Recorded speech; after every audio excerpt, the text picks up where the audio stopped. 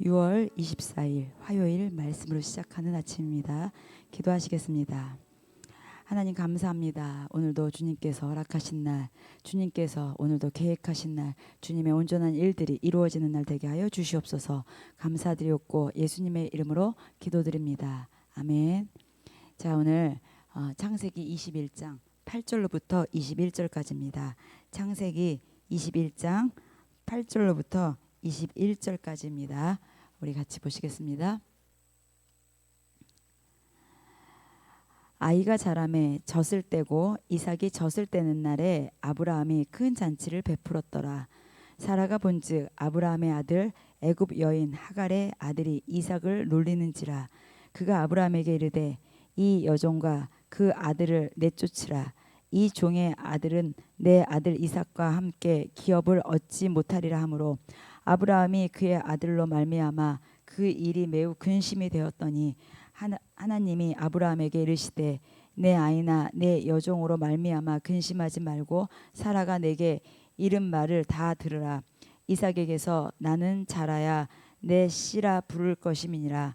그러나 여종의 아들도 내 씨니 내가 그로 한 민족을 이루게 하리라 하신지라.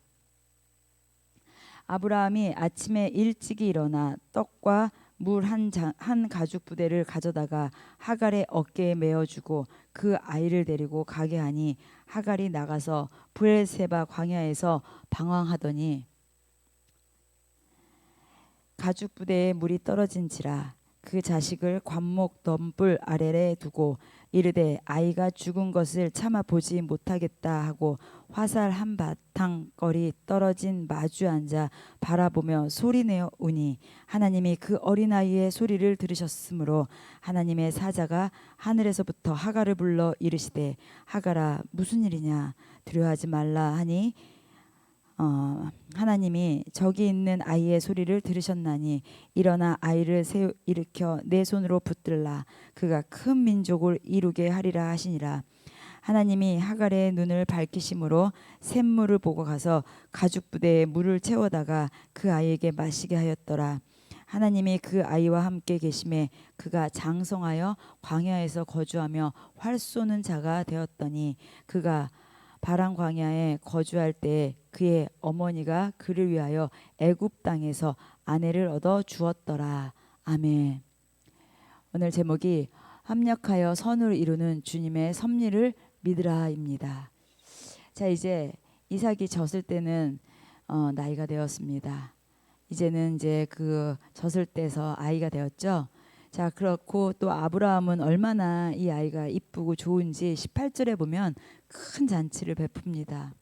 그런데 이제 문제는 먼저 나온 하갈의 아들 그 이제 그 이스마엘이 자기 아들 또 이삭을 놀리는 것을 여기 자꾸 사라가 보게 됩니다.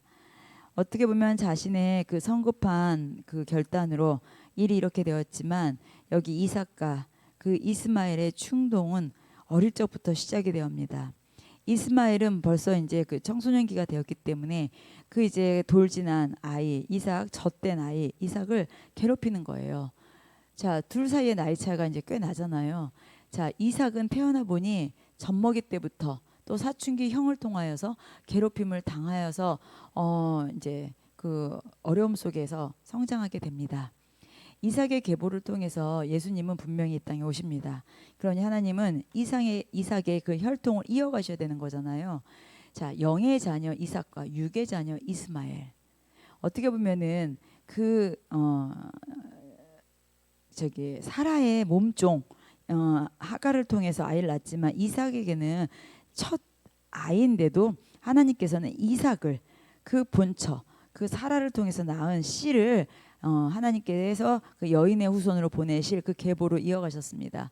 자, 오늘 본문은 자, 이성의 우리가 어떠한 인간의 잣대로 보면은 이해하기가 좀 어려워 보입니다. 근데 영적인 눈으로 좀 한번 보면은요. 여기 갈라디아서 4장 29절에 이런 말씀이 있습니다.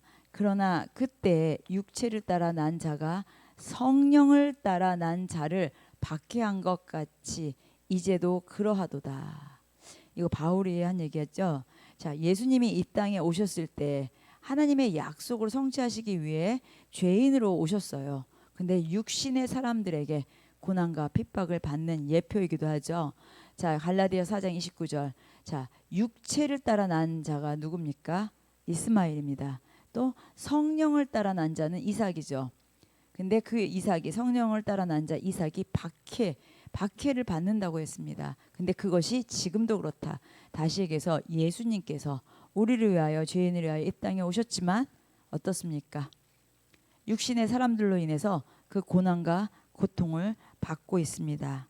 자, 여기 이스마엘은 인간의 생각으로 육체를 따라 낳은 아들 맞습니다. 이삭은 약속의 말씀을 따라 낳은 언약의 아들이고요. 이것이 이제 이렇게 분열이 되고 나눠지게 되고 서로 대립을 하게 되는데, 이 모습을 보면서 우리가 예수님을 믿는다고 했을 때, 내가 예수님의 그 복음을, 너무나 진리인 복음을 전할 때, 내 가까이 친했던 사람들이 갑자기 그걸로 인해서 나를 핍박하고 나를 고통을 주고, 그걸로 인해서 우리를 뭐라 할 때가 되게 많이 있습니다. 자, 우리가 어떻게 보면 믿었던 사람인데도, 나랑 가까이 있었던 사람인데도 그 복음 앞에서, 영적인 것 앞에서 나눠지는 것을 우리는 봅니다. 우리는 분명히 예수님이 이 땅에 오시면서 우리는 언약의 자손이 되었고 후손이 되었습니다. 우리는 거룩한 하나님의 백성들이 되었습니다. 그래서 주님께서 우리에게 뭐라고 그랬어요? 내가 거룩하니 너희도 거룩하라고 하였습니다. 고난과 역경 누구에게나 있습니다. 그러나 우리 모두는 하나님의 그 뜻과 경륜과 그 섭리 안에 있습니다. 그렇다 보니 하나님께서는 그 모든 것을 통하여서 합력하여 선을 이루십니다. 여기 오늘 이스마엘에게도 하나님께서는 큰 민족을 이루게 하셨습니다. 물론 육과 영으로 나뉘었지만, 서로 대립되지만 하나님께서도 그 이스마엘에게는 육적인 축복을 주었습니다.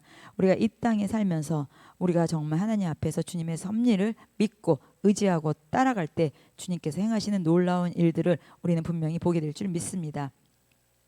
오늘도 그 주님 따라가실 때 주 안에서 승리하시는 날 되시기를 예수님의 이름으로 축복합니다. 기도하시겠습니다. 참 좋으신 하나님 감사합니다. 오늘도 우리가 합력하여 선을 이루시는 주님을 의지하고 주님의 섭리를 따라가는 날 되게 하여 주시옵소서. 감사드렸고 예수님의 이름으로 기도드립니다. 아멘. 오늘도 주 안에서 승리하십시오. 기도하시겠습니다.